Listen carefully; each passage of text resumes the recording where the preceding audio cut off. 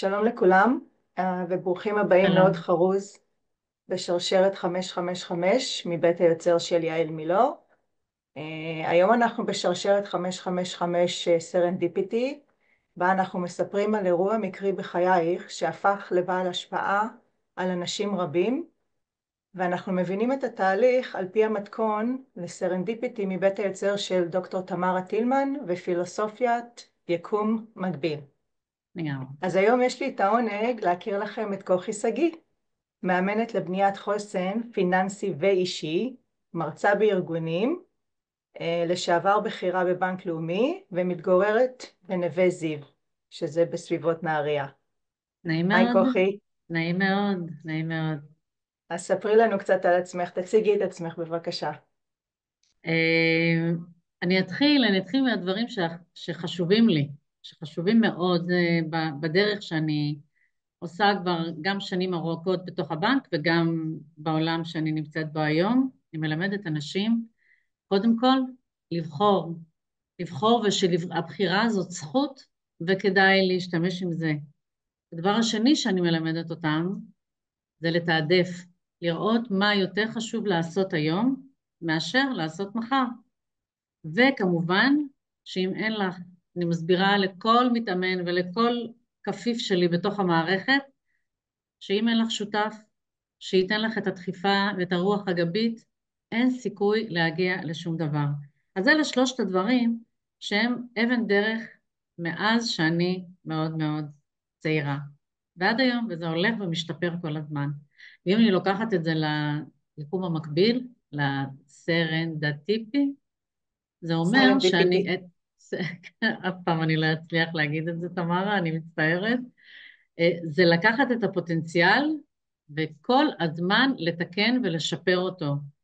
וככה אנחנו גם גדלים. אז אלה אוקיי, אבני הדרך שלי. אוקיי, אז אלה בעצם השלושה דברים שמובילים אותך.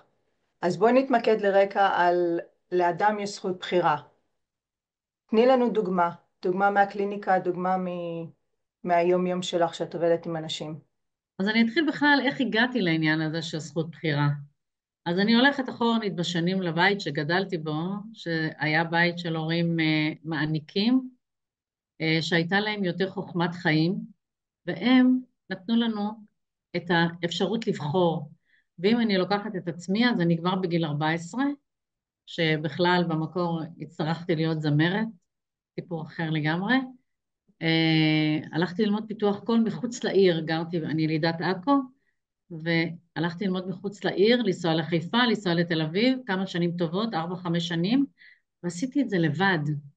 הקטע הזה של לבחור והאפשרות לקבל גם את הבחירה הזאת, זאת הייתה התחלה שאותה בעצם קיבלתי בבית הוריי. לזה נוספה גם אינטואיציה שהולכת ומכוונת אותי לאורך השנים. ולמה אינטואיציה? כי הוריי הייתה להם חוכמת חיים, פחות הכוונה, כמו שלמשל אנחנו עושים עם הילדים שלנו, אבל הבחירה הזאת פיתחה את הערך הזה שקוראים לו אינטואיציה, והוא מלווה אותי. פעם יותר, פעם פחות. אז זה הקטע של הלבחור. ואם אני לוקחת את זה למשל לחיים שלי, אז כשנכנסתי לקריירה שלי, הייתה בתוך בנק לאומי, זה מקום העבודה היחידי שלי, ואני ממש ממש בתחילת דרכי, אני הבנתי שאני פקידה לא יישאר.